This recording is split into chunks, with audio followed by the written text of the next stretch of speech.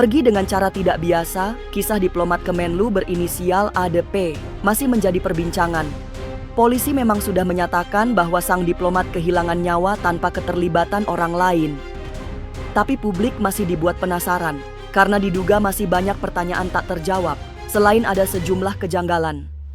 Seorang ahli spiritual malah menyebut ADP dipengaruhi oleh energi gaib yang dikirim seseorang dari jarak jauh, sehingga bisa melakukan hal tak terkontrol, termasuk mengakhiri hidupnya sendiri.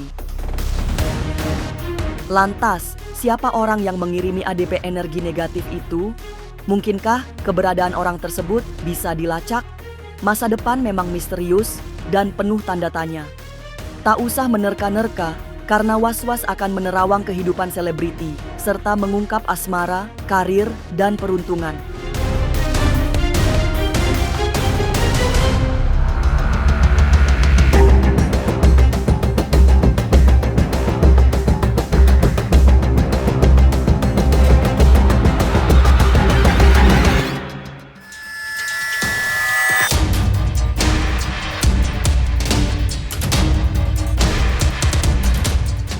Masih dibicarakan dan banyak tanda tanya tak terjawab.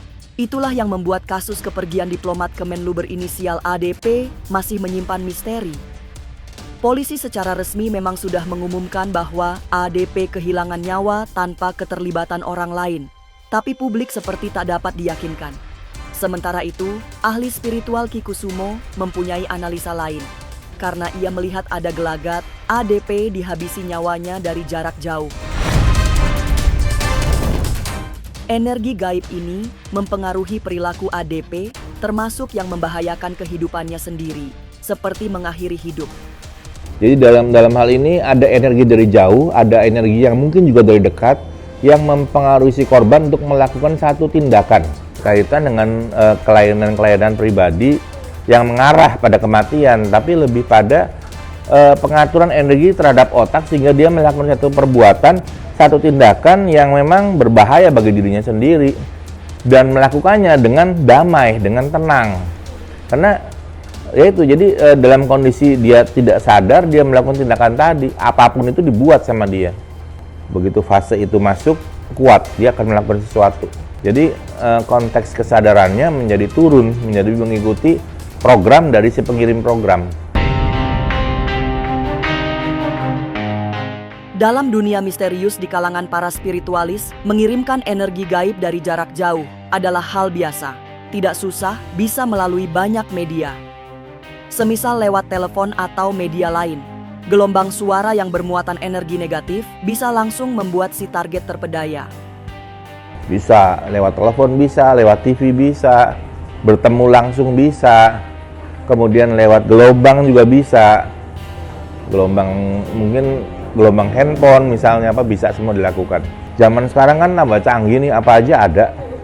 Kadang-kadang program-program hipnotis aja bisa dikirim lewat handphone, bisa lewat suara. Jadi apapun bisa terjadi, makanya kadang-kadang sering kali juga tuh yang orang pakai telepon nanti endingnya suruh transfer, kan suka ada tuh.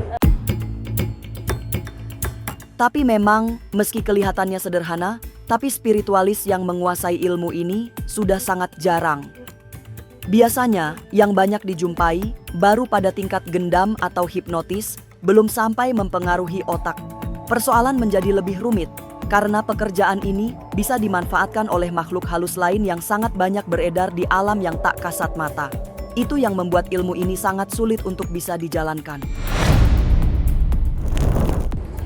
Jadi zaman dulu ilmu model begini sering dipakai.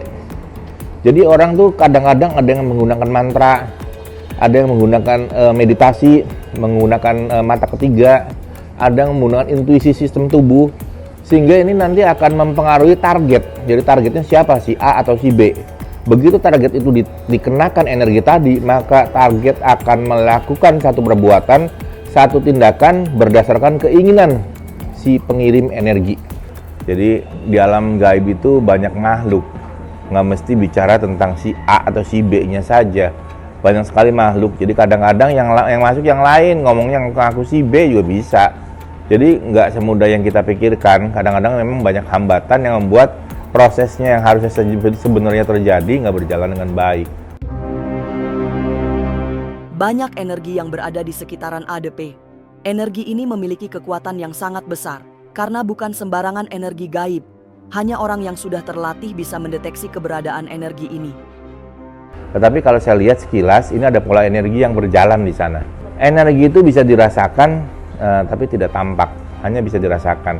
Untuk orang yang paham, tentu dia bisa membedakan antara berenergi, energi kuat, energi lemah, rendah, dan lain-lain. Bisa terjadi perbedaan, itu akan terasa. Jadi kalau seandainya dia tidak memahami keilmuan tentang energi, ya nggak tahu apa-apa, dianggapnya nggak ada apa-apa. Sebagai ahli supranatural yang sudah puluhan tahun menjalani profesinya, Ki Kusumo percaya kasus ADP akan menemukan titik terang. Siapa orang yang telah mengirimkan energi gaib juga bisa diungkap. Tapi dibutuhkan tokoh spiritual yang mempunyai ilmu sepadan dengan pengirim energi tersebut untuk bisa menguak semua rahasia di balik motif pengiriman energi gaib itu. Saya pikir bisa, yang jelas polisinya harus menguasai metodenya. Dilihat dulu itu garis kematiannya kenapa tuh. Kalau pola energinya kelihatan, ya tentu harus ada orang yang ahli di bidang itu, ditelusuri garis energinya kemana, picunya apa, dan lain-lain. Jika itu bisa ketemu, ya pasti bisa terungkap. Sebenarnya gampang-gampang susah gampang. Kalau sama yang ahli itu jadi gampang sih sebetulnya. Tapi kalau yang nggak ahli, ya memang nggak ketemu garisnya. Jadi memang harus melakukan satu pelacakan energi namanya. Penyamaan getaran, kemudian baru bisa setelah pelacakan energinya apa yang ada, penyamaan getaran, baru kita bisa melihat sebenarnya apa yang terjadi, sebenarnya apa yang dibuat. Tapi benarkah hingga saat ini ADP masih belum tenang karena belum sampai ke sisi Tuhan? Jangan lupa saksikan Was-Was setiap Senin, Rabu, dan Sabtu. Jangan lupa komen, like, and subscribe. Saya Uya Kuya, penonton Was-Was.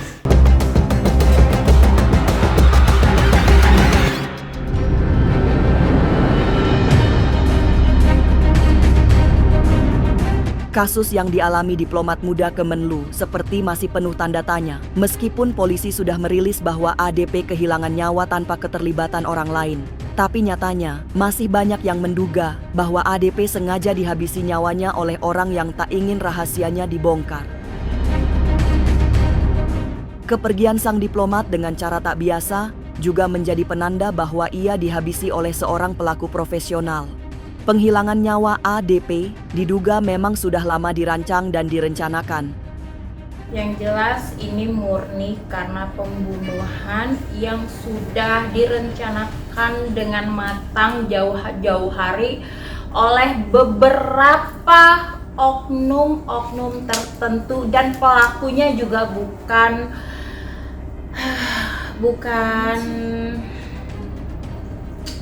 orang sembarangan. Eksekutornya itu memang yang sudah pro, yang sudah sering mendapatkan order-order tertentu dengan tanda kutip untuk menghilangkan seseorang.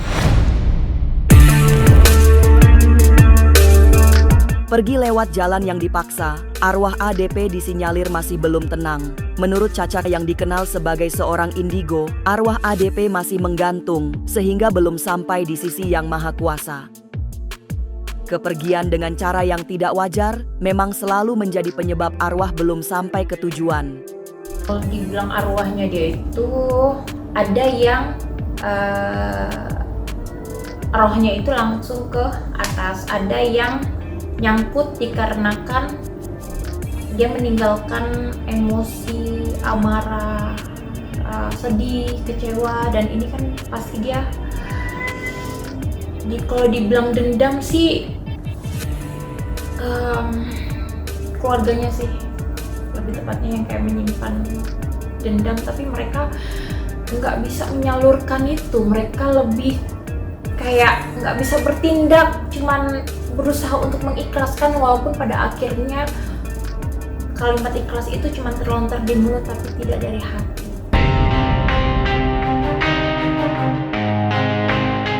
Memang, mata batin Caca melihat kondisi ADP sebelum pergi sangat mencemaskan.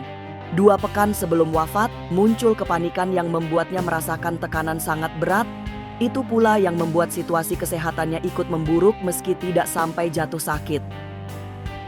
Iya, jelas banget terlihat, cuman kalau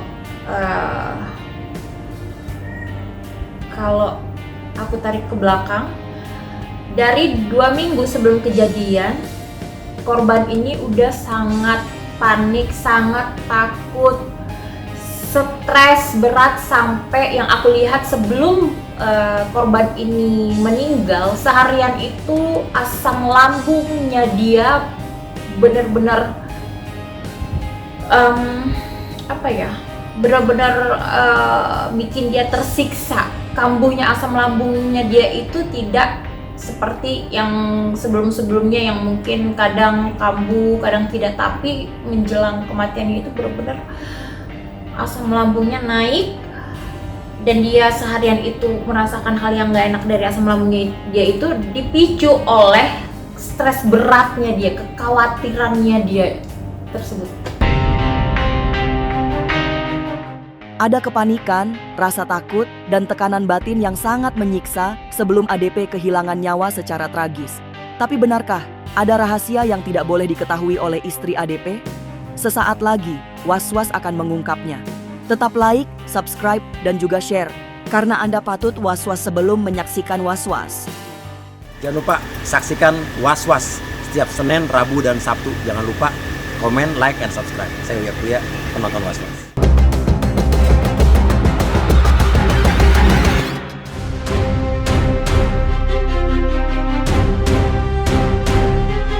Banyak tanda tanya yang belum terjawab secara tuntas seputar kepergian diplomat muda, ADP. Tapi banyak yang menduga diplomat kelahiran Yogyakarta itu menyembunyikan rahasia besar yang membuatnya sampai kehilangan nyawa.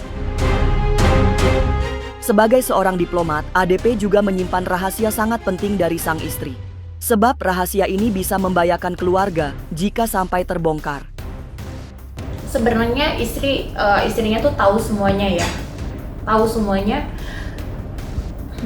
tapi ada dari korban itu dari 0,8% lah ada rahasia yang tidak dia ceritakan karena dia takut istrinya panik dan keluarganya juga panik, karena ini memang rahasia besar banget dan nggak bisa dia ceritakan. Kalau misalnya ditanya apa sih rahasianya, aku juga gak bisa menyampaikan karena sangat beresiko.